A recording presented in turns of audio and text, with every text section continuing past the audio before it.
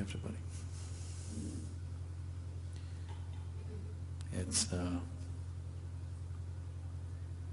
It's really amazing after 8 centuries in today's society, Rumi is once again popular.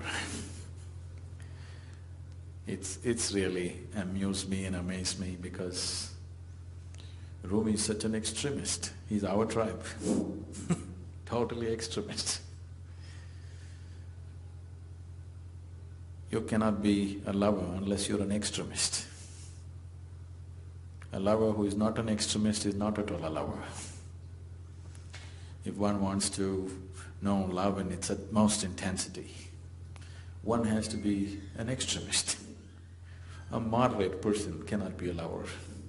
A lukewarm person cannot be a lover. Only somebody who is boiling with passion, beyond all reason, only he can be a true lover. So especially I see in the United States, everybody is talking about Rumi for whatever reasons. It really amuses me and amazes me that in today's world, people are really talking about Rumi. And everything is about give and take and transaction, who is getting the best out of it. Talking about Rumi it's very beautiful that it's beginning to happen, such a thing. Because Rumi means no giving and taking, just throwing yourself into it and burning up with that passion.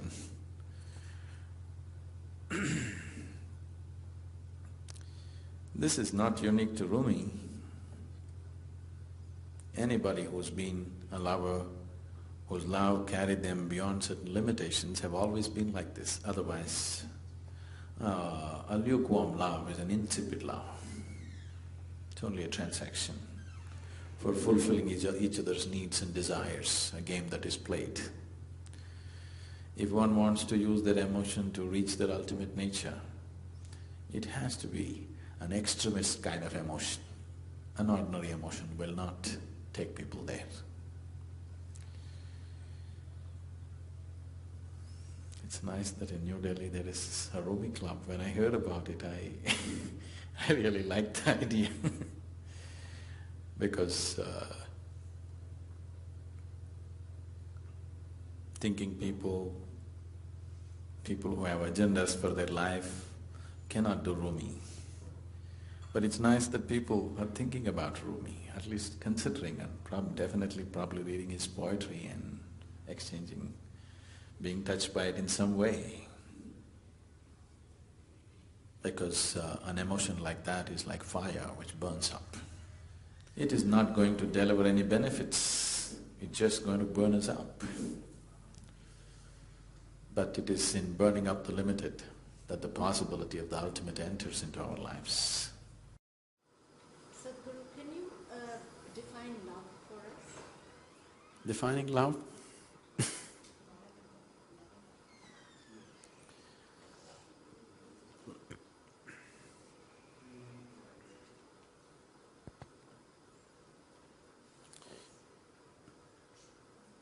Defining love, let's look at the various forms of expression that love is finding, first of all. For most people in the world, love is just a mutual benefit scheme. Okay. People have different kinds of needs, physical, psychological, emotional, social, financial, so various types of needs. To fulfill these needs, I love you is always a good mantra. Without that mantra, many doors will not open for you. So that's one level of thing. But fundamentally, what is this that we're calling as love? Somewhere, the way the human being is right now, no matter where he is in his life, no matter what he's achieved, somewhere there is a sense of insufficiency. It's not enough the way he is. The way he is right now is not enough. He wants to include something else as a part of himself, to make himself more complete. So love is a huge longing to include the other as a part of yourself. If this longing to include the other as a part of oneself, when it finds an emotional expression, we are calling this love. If this longing to include the other as a part of yourself finds a basic physical expression, we call this sex. If this finds a mental expression, it gets labeled as greed, ambition, whatever. All these are just efforts to include something else as a part of yourself, isn't it? That which is not you right now, you want it to become you. This is the longing of love. So, it is just an emotional expression of the same longing which a human being is constantly longing for, to include something else as a part of himself. This starts from gathering simple things around him to seeking spirituality or God, the same longing to include something else as a part of himself. The fundamental longing to have a larger slice of life than what you have right now. That is a longing, isn't it? Somehow the way it is not enough. You want to experience life little more than the way it is right now. So this longing to include the other as a part of yourself is love. Emotionally, how much ever you make this effort, you get close to that. You're almost there many moments, but next moment it falls down. It doesn't matter how intensely you approach it. You will see you're almost there and it falls apart. You're almost there, it falls apart. So, it gives you a taste of oneness, but never establishes you there. So, love is just a vehicle for oneness. What you're longing for is that oneness. Emotion or love is just one more vehicle to get there. But it is a vehicle which takes you close to the other bank and turns you around, close to the other bank and turns you around, never lands you there. So, when you get sufficiently mauled by the process of love, you will be ready for grace. What is called as grace? Anything that I say will be misunderstood. Because what is not logical and physical cannot be put into language.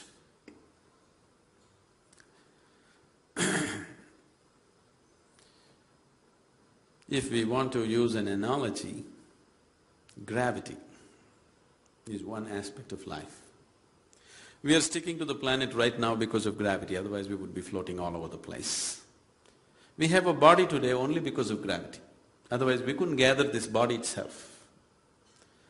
So gravity is one aspect of life which, in a way, is related to the fundamental instinct of self-preservation in a human being. There are two basic forces within you which are constantly functioning, which seem to be in conflict with most people. It is not in conflict, but most people see it as in conflict. One is the instinct of self-preservation, which compels you to build walls around yourself to protect yourself. Another part of you is longing to constantly expand. One is trying to build walls, another is trying to expand. The walls of self-preservation that you build for today are the walls of self-imprisonment of tomorrow, isn't it? Isn't it so? Many limitations you establish in your life as a protection for yourself. Tomorrow you feel they're imprisoning you and you want to break it and build a bigger prison for yourself. But day after tomorrow the same big prison feels like a restriction and you want to break it and go to the next stage. So these two longings, one is to preserve yourself, another is to continuously expand. These two things are not opposing forces, these two things are related to two different aspects of who you are. Self-preservation needs to be limited to the physical body. It's only your body which needs to be preserved. Everything else can be mauled and demolished and rebuilt every day. Every day in the morning you can actually get up and build a whole new personality if you want. But right now, your instinct of self-preservation has extended itself to the very way you think, feel and understand life, isn't it? All the time you're trying to protect that. But self-preservation should be limited only to the physical body. Only the body needs preservation. Everything else can be reshaped and recreated as you wish, any moment of your life. So these two forces, because they are in conflict or they seem to be in conflict, There is a whole problem about all these things that we need systems and systems to speak spiritual processes. If one's instinct of self-preservation, one learns to keep it just within the body and not extend it to other aspects of life, every human being in the planet will be naturally spiritual, will naturally get to his ultimate nature. Only because he is restraining it, because his instinct of self-preservation always tells him, this is not safe, that is not safe. Only body has to be preserved. Everything else is open to everything else, isn't it? That's how it should be. But right now, the way you think, the way you feel, your values, your morals, your ideologies, your religion, all these things need to be preserved. Now in this, there can be no expansion. Suddenly there seems to be a conflict.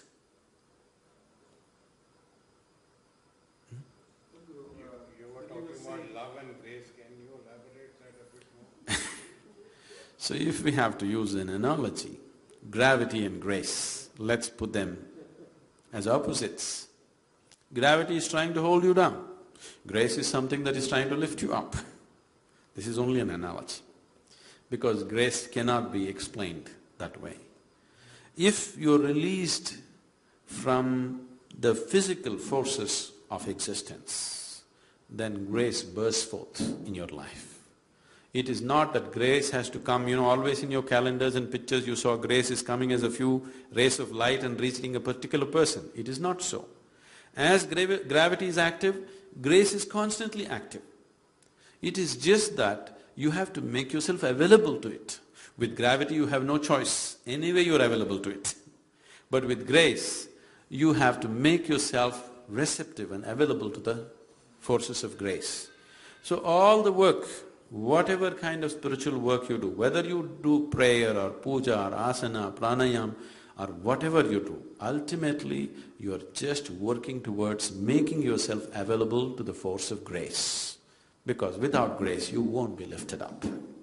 Which way you approach it depends upon what you're exposed to, what kind of a person you are. But whatever you're doing, you're just making yourself fit enough to be available to grace. How do you define inner beauty? Inner beauty? Yes. If you have the right kind of eyes, everything is absolutely beautiful. There's no relative thing in this. Relative thing is a social factor, again, it's a training. It depends on what kind of data has gone into your mind. When you're unhappy, only certain things are beautiful, certain things are ugly. When you're very happy, you look at anything, everything looks absolutely beautiful. See, there are many ways to look at this. One simple way is, right now you may be identified with many things, starting from your physical body to your mind, to your education, to your religion, to your society, to various things that you hold in your life.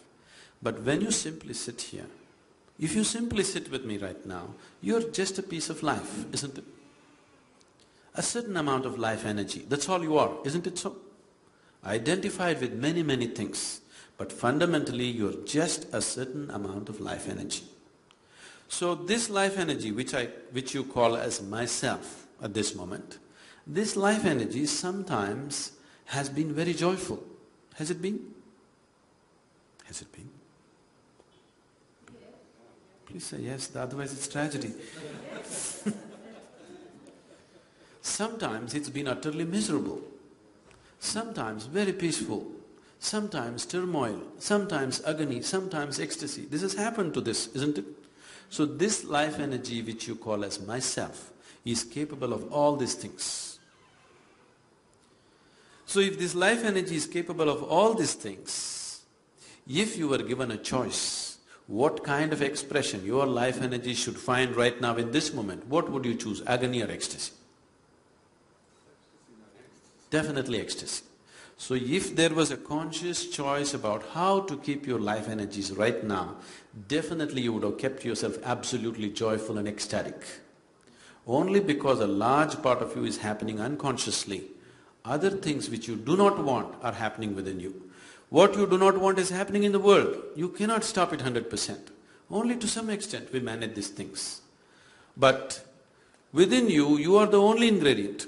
In the world there are a million things. See, if we want to create a situation the way we want it, we need the cooperation of 100 people around us. All of them will never cooperate 100%. They will all play the game that way, isn't it? In any given situation. Even if you're just 2 people in the family, you cannot have the situation 100% the way you want it. Yes or no? This is the reality with the outside. But with the inside, you are the only reality. Nobody in the world happens your way. At least this one person must happen your way, isn't it? But right now even this person is not happening your way, that's why you're asking what is the way to joy. Your mind is not happening the way you want it, your body is not happening the way you want it, your emotion is not happening the way you want it, nor your life energies are happening the way you want it. We need to do something about it, isn't it? If all these 4 are happening the way you want them, you would definitely be joyful every moment of your life, isn't it? Irrespective of what's happening around you. So we need to explore the technology. Because it's a subjective technology. Because the ingredient is you, it's about you. Unless we create a certain atmosphere of commitment and focus to look beyond certain things that you're identified with right now, it will not be possible to explore this. The reason why the spiritual sciences, especially in this country which was so rich in the mystical traditions, has become so ridiculous is people try to do it anywhere and everywhere without necessary committed atmospheres. So the whole, what we refer to as a spiritual process is just this, that in your experience you create a distance between you and your physical body, between you and your mind. These 2 accumulations, you learn to use them well, but you don't get identified with them. The moment you're not identified with these 2, you will not be identified with anything. You can play your game whichever way you want in the world, but you will not get entangled. The reason why people are afraid of involvement in life, always the so-called spirituality has been talking about detachment, detachment. Why are they talking about detachment? Because you're afraid of involvement. You think if you get involved, you'll get entangled. People have generally known only entanglement, not involvement. Without involvement, there's no life, isn't it? Can you experience anything without involvement? Can you really experience anything? Whether the food that you eat, or the people around you, or the life around you, or art, or music, or whatever in your life, can you experience it without involvement? No involvement, no experience, isn't it? Where there is no involvement, there's no possibility of any depth of experience in your life. But people have been always telling you detachment, because they're afraid of entanglement. Entanglement has come fundamentally because you're identified with these 2 accumulations which you call as body and mind. Because of that, wherever you put your hand, it sticks to you. Wherever you put your hand, it sticks to you. So people are telling, keep away. If you want to keep away from life, you just have to fall dead. It's very simple. Why stay alive? It's very interesting what you're saying, because what you're saying is that we've always heard detachment. That seems to be always the objective. And you are saying something very interesting, that unless you become involved, you're almost… No, it's not my statement. This is life, isn't it? Can you know life without involvement? From your experience of life, you tell me.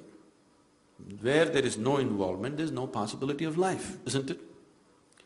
So if you want to stay away from life, why are you trying to be alive and stay away from life? Just fall dead, your objective is fulfilled. So this whole detachment nonsense came up because people are afraid of entanglement. And this possibility of entanglement has come because you're identified with something fundamental which is not you. Once you're identified with something that is not you, everything sticks to you. Wherever you put your hand, it gets stuck to you. So because of this experience, people are talking detachment. Fear of involvement has come. But if you avoid involvement, you'll avoid life itself. I don't think it's fear of involvement. I think it's more of, not wanting to be hurt. When you get yourself… That is the fear of involvement. No, not fear of involvement. You say you stay away from… You try and detach yourself, to the material world, or to even to love your own siblings or your wife or your children, that you don't do it with an expectation. when you get attached with an expectation, then there's bound to be hurt. The involvement is very necessary, I agree. But yet, it's not, detachment is for a specific purpose, to evolve to a higher state and get rid of the things which burden you in life. I look at it more in that way.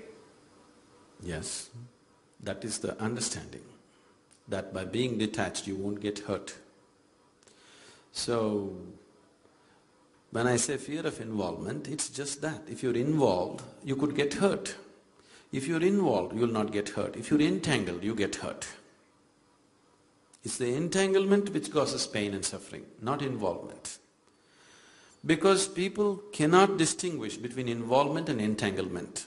They don't know how to draw a line between what is involvement and what is entanglement. A simple, blatant solution seems to be detachment. But detachment is not a solution for life. It's a way of avoiding life, isn't it? So where do you draw the line between involvement and… I'm sorry? So where do you draw the line between involvement and entanglement? Yes. Now, I'm telling you, what is the basis of entanglement? The fundamentals of entanglement is, you're identified with things that you're not. The moment you're identified with something that you are not, entanglement is inevitable. Wherever you put your hand, it will stick to you. There is no other way. If you sit here now, in your experience, not in your thought, in your experience, if it's clear-cut within you, your body sits here, your mind is out there, what is you is away from this. If distinct separation is there from this, would you get entangled with anything in your life? Only because you're attached to this body, you're entangled with this body, you get entangled with every body. If you're not attached and entangled with this body, you will not be entangled with any body. You can throw yourself into anybody's life with total involvement without the fear of entanglement. If anybody sits with me for 2 minutes, I'm absolutely involved with their life because there is no fear of entanglement. If I'm afraid, if I talk to this person and get involved, suppose if this person does something else tomorrow, will I be hurt? If this possibility is there, I would hesitate to involve, isn't it?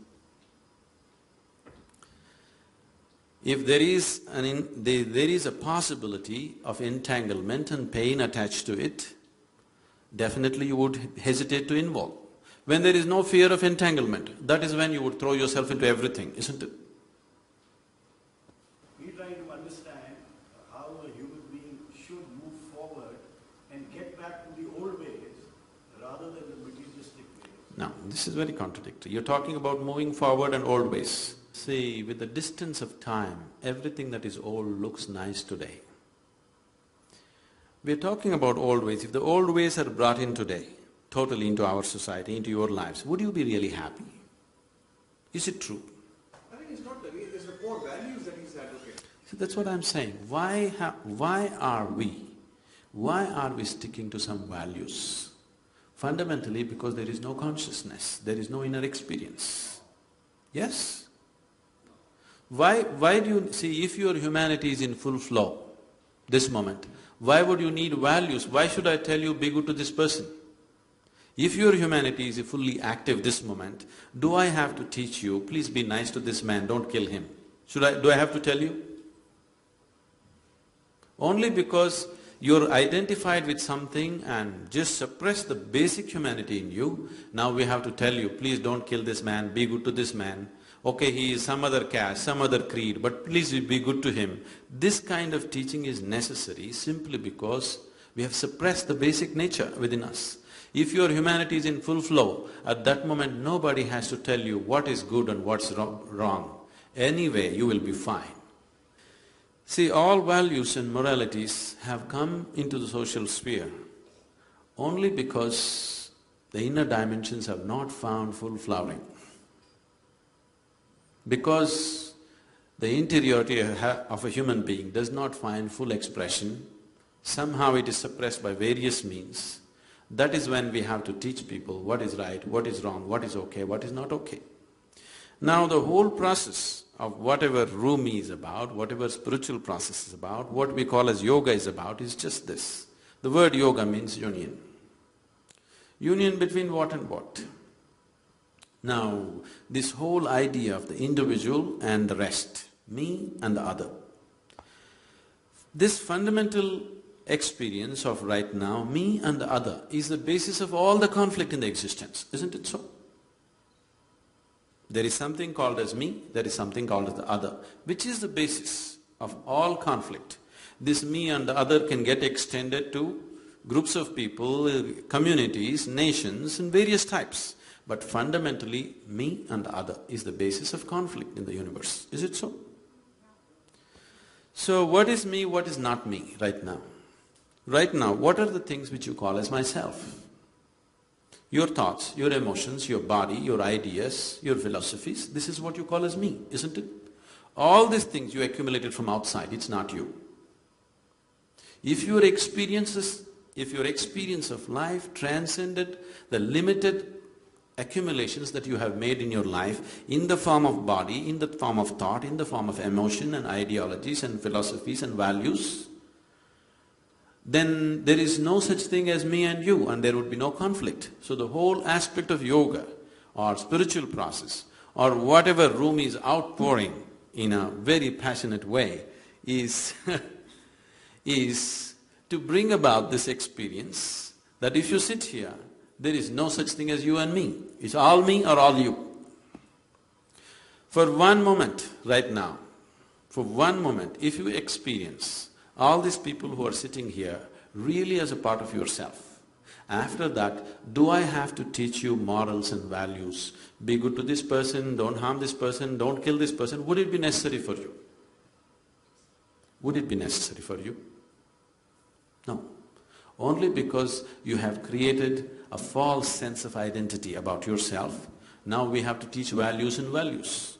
At no time in the history of humanity, all the people have had the same values. Always one person's values and the person sitting next, the values are different. Never in the history of humanity have all the people had the same values. Is it so? Is it so, Baba? No, that is fine. No, is it a reality that never in the history of humanity, even within a family of two people don't share exactly 100% the same values? Is it true? So if I stand by my values and you stand by your values, conflict is inevitable. This is the basis of conflict. As long as you don't start punching each other, you can dialogue. See, all this will help as long as the situation doesn't go into your corner. You can dialogue as long as it's not gone into your corner. When the situation gets really pushed into your corner and your values are really threatened, you will become violent. When what you believe in is threatened, you will become violent, isn't it so? What do we do to overcome that? That we will see. First I want you to see this. The basis of conflict in the world is your values. Because you have one kind of value, somebody has somebody… See, right now the conflict in the world is not between good and bad. One man's belief versus another man's belief, isn't it so? So these are the values. The values are different and people are constantly fighting. So if you want to go beyond this, if you want to live here without values, then your consciousness has to flower, your humanity has to find full expression. If you begin to experience, even for a single moment in your life, if you start experiencing these people, how you experience the 10 fingers of your hand, after that I don't have to teach you any values or morality about anybody. That which you have known as yourself, with that you have no conflict, isn't it? The conflict is always with the other. How do you know whether you're a good human being or not?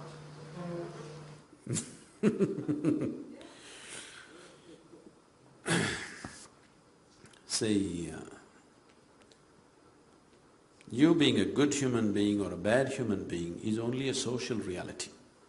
No, we also want to know for ourselves. For yourself. For yourself, you just have to know whether you're really human or not. No. Because what is it… See, what is it that we consider as human? If we look at the physical body, we are just animal, isn't it? This is just biology like any other animal form. So what is it that makes us human? Somewhere somewhere within us there is a certain sense of discretion and discrimination which is not there for the animal. So are you exercising this discretion in every moment of your life or no? This is what makes you 100% human being or a part human being, part animal.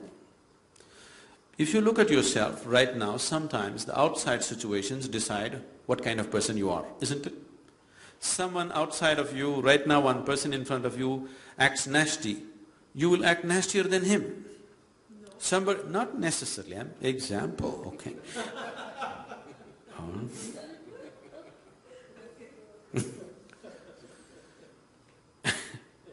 Somebody gets angry with you, you get angry with him. Sometimes your chemistry takes over, sometimes your hormone takes over, something else takes over. So many forces are ruling you in a compulsive way. These moments, you are not really a human being. You are many things in human form. There are certain moments when you're very conscious, when you're fully aware of what you're doing, only those moments you function truly as a human being. If you are fully aware and conscious of what you're doing at this moment, the way you function in this world and within yourself would be very, very different, isn't it? If you are very consciously creating every process of life within you, you would definitely make yourself into a very blissful and ecstatic being. Whenever you are in a state where you're very happy and joyful, you are a wonderful person for everybody around you, isn't it so? It's just that when they happen to meet you, when you're not so happy, that's when they see the other sides of you, isn't it? So those moments you're conscious, definitely you will not create any kind of unpleasantness within you. When you're not unpleasant within you, you are incapable of being unpleasant to somebody else. When some unpleasantness is happening within you, knowingly or unknowingly, with good intentions or bad intentions, you will rub this unpleasantness on other people.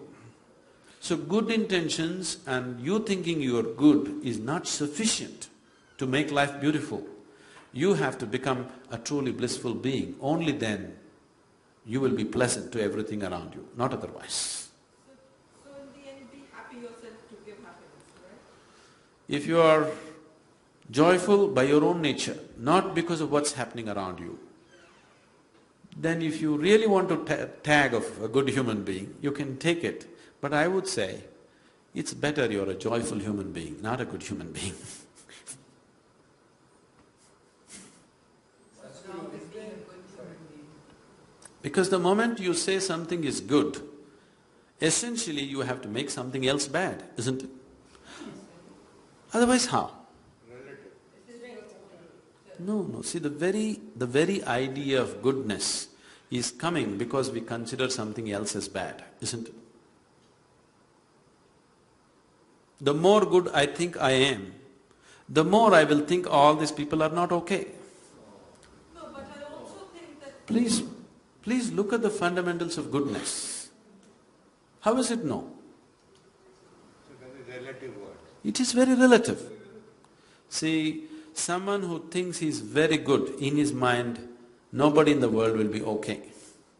If nobody in the world is okay, it's not a question of goodness, it's a question of sickness. No, but if somebody thinks he's good, then he feels others are also good. See, right now, the idea of goodness, when you use the word good, it cannot exist without the opposite of bad. It cannot exist. It doesn't matter how much you try to play it up, how much makeup you apply in the bad and say we will accept the bad also.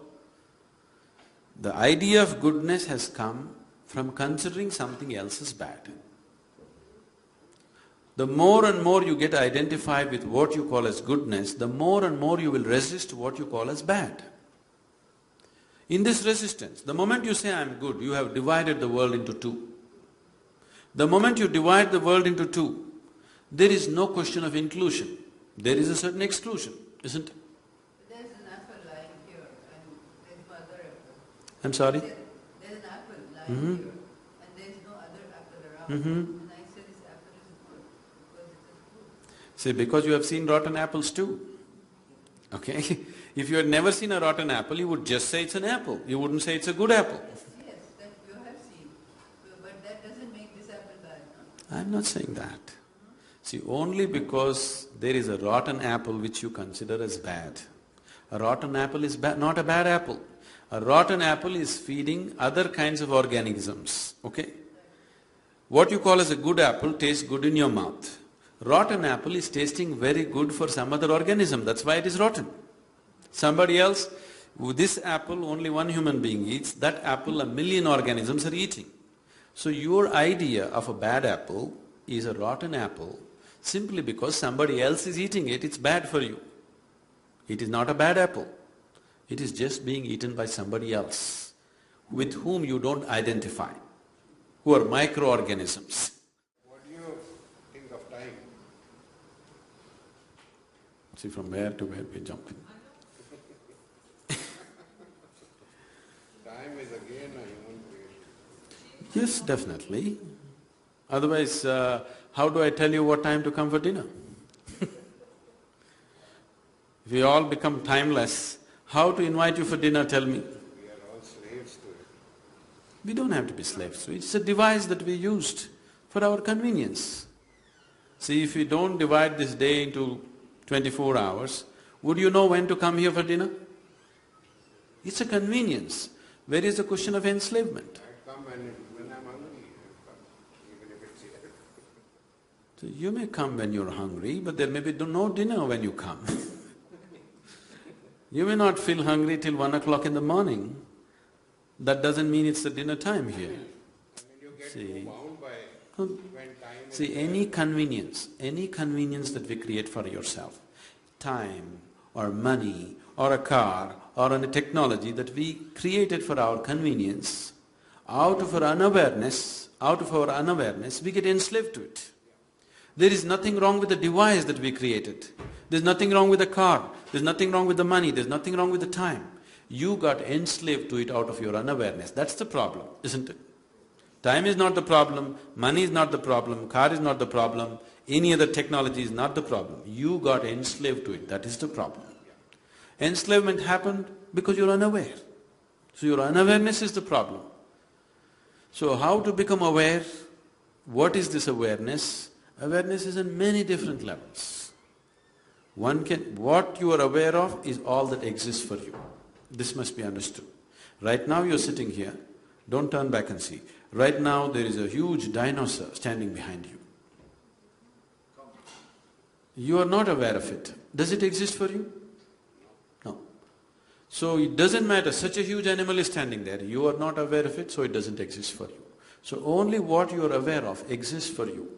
Right now your awareness is limited to small aspect of your life. Whole aspect of spirituality means to become aware of everything that you are, so that before you go, you know life, you experience life in its totality, to live totally. To live and to live totally, that's spirituality, so that you know life in all dimensions. You don't go just knowing a little part of your life, you want to know all of it. So if you want to know all of it, how? If we have to use an analogy, let's say we turn down the voltage for the lights. Now let's say just one light is there, it just lights up only that much. Only that much we see. If you turn up the voltage, suddenly you're able to see much more because the light has spread. So awareness is just like this. Right now your energies, your body, your emotion, your mind, everything is functioning a certain limited voltage. You crank up the voltage, suddenly you start seeing so many things which are not in your experience till that moment.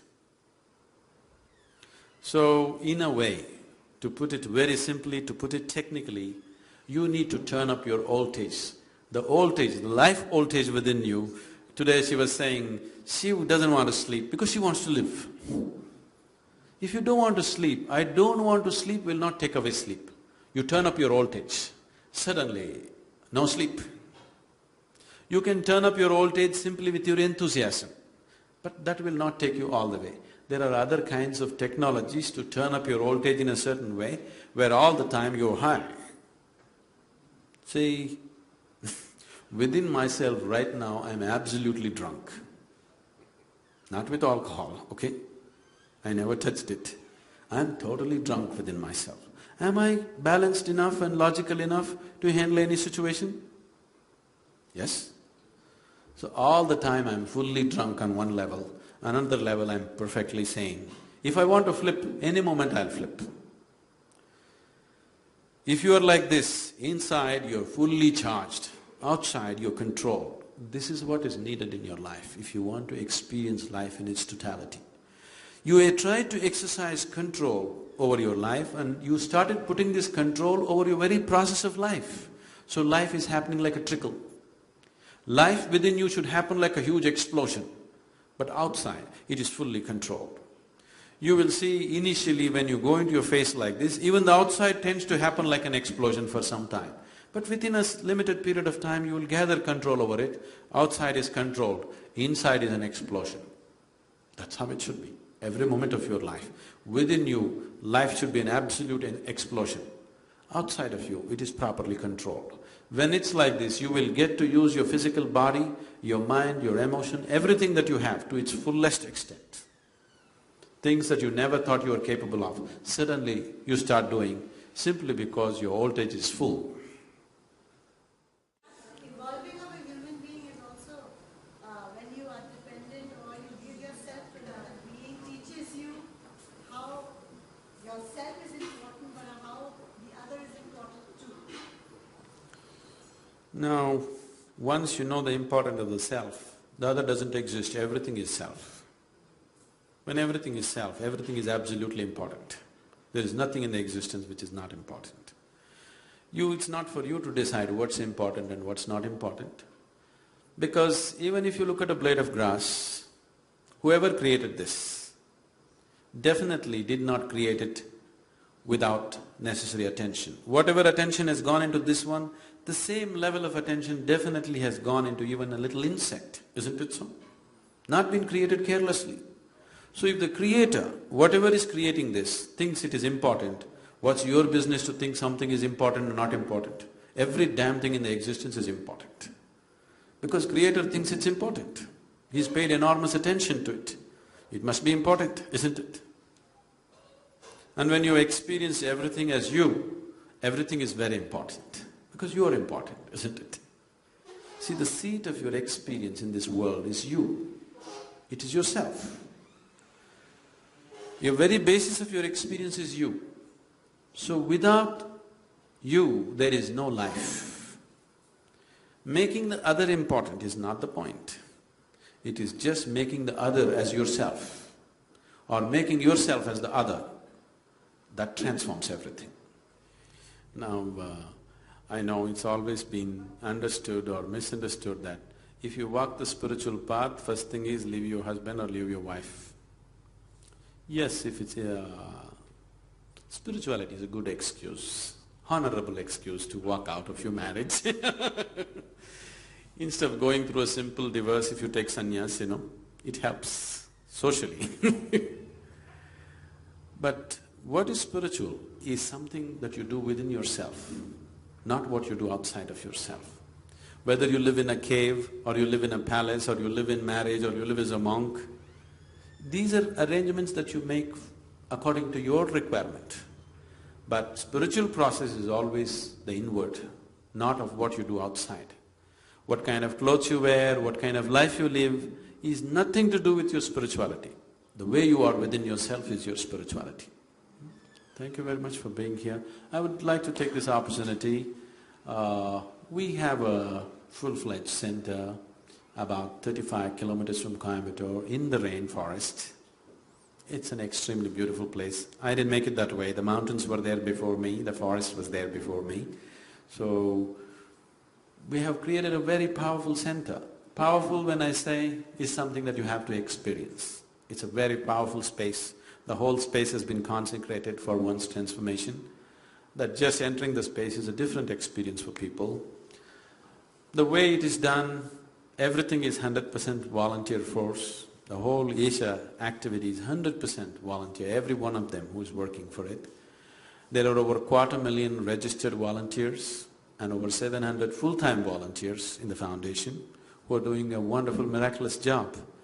I'm not saying wonderful because of the volume of work. The volume doesn't mean much to me, but the way it's being done.